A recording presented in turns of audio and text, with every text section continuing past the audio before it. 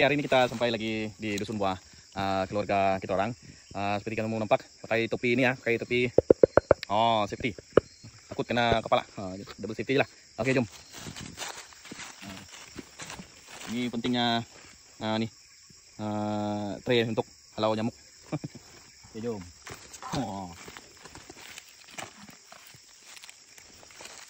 Udah, satu biji.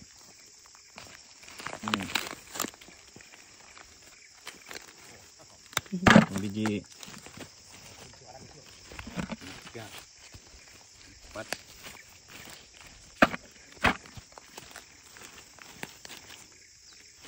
5 6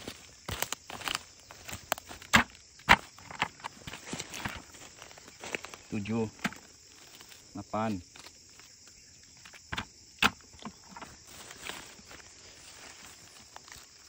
9 10 11